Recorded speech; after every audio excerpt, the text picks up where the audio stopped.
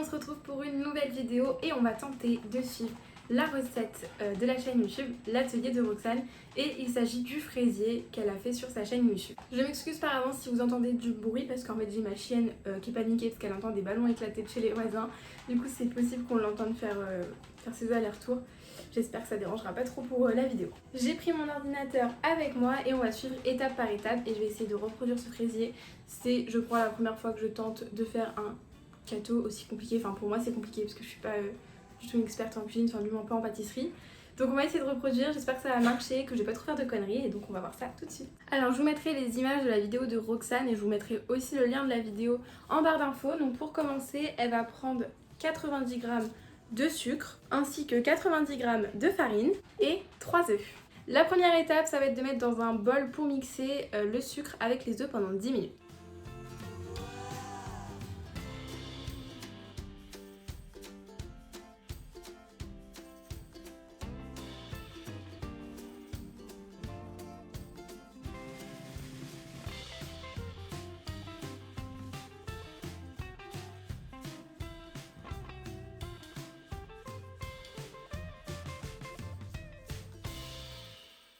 Ça fait exactement 10 minutes, j'ai l'impression qu'elle est un peu plus liquide que ce que Roxane est là, mais j'ai fait 10 minutes comme il fallait et j'ai l'impression que justement elle devient de plus en plus liquide, donc je m'arrête là.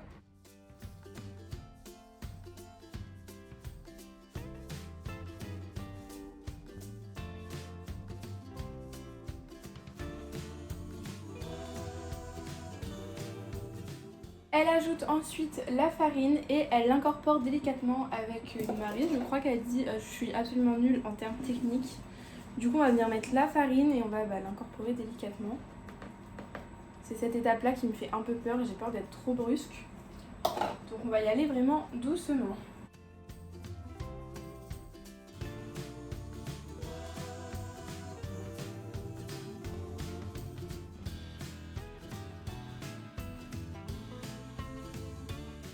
Une fois que c'est fait, elle prend une plaque de cuisson et elle met du papier cuisson dessus et elle va venir recouvrir la plaque et le papier cuisson de la génoise qu'on a préparée, donc c'est ce que je vais venir faire.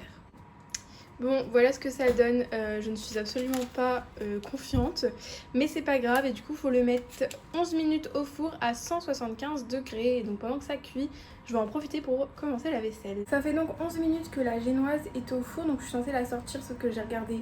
Pour moi elle est pas du tout cuite, de toute façon ça fallait que je m'en doute, les cuissons ça va jamais, c'est jamais identique en fonction d'un four à l'autre, ça m'énerve. Du coup je vais m'attaquer au reste, donc je crois que c'est la crème mousseline là pour le fraisier. Donc on va faire ça en attendant, je vais laisser je pense encore bien 5 minutes de plus parce que c'est pas du tout cuit pour moi. Alors ceci est un massacre, je me suis occupée des gousses de vanille, c'était pas évident, fallait que je les coupe en deux et que je récupère les graines et du coup les graines là, tout le truc noir qu'on voit ça paraît dégueulasse, je vais venir mettre ça dans ma casserole de lait. Toujours dans la casserole de lait, je viens aussi mettre les 2 gousses de vanille. Hop, pour que ça parfume. Donc on dirait qu'il y en a 3, mais c'est juste qu'il y en a une que j'ai coupée carrément en 2. Et elle vient mettre la moitié du sucre, donc en tout on a 110 g.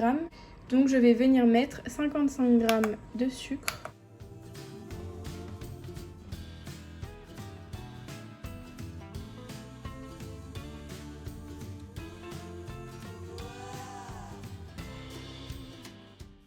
Et donc ensuite elle le met sur le feu jusqu'à ébullition, sauf que encore une fois elle nous dit pas si elle met ça sur feu moyen, feu fort.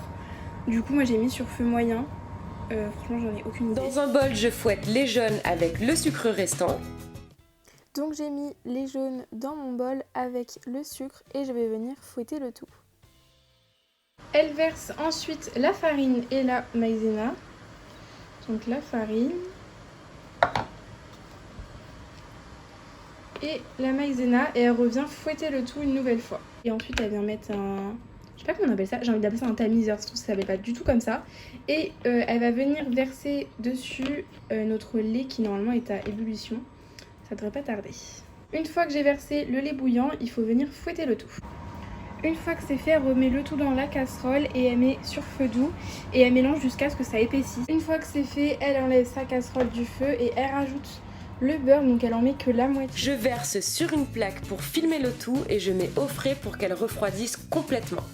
Alors ensuite je vous explique ce que j'ai fait. J'ai repris ma plaque de cuisson de tout à l'heure, je l'ai recouverte de film, j'ai mis ma préparation et j'ai recouvert de film et ensuite il faut placer au frigo jusqu'à ce que ça refroidisse et là c'est vraiment très chaud. Donc je pense que ça va être un petit peu long. Je viens de sortir notre crème du frigo. Donc ensuite il faut la remettre à mixer. Donc je vais la verser dedans. Je vais la mettre à mixer et petit à petit il va falloir que je rajoute le reste du beurre qui doit être mou.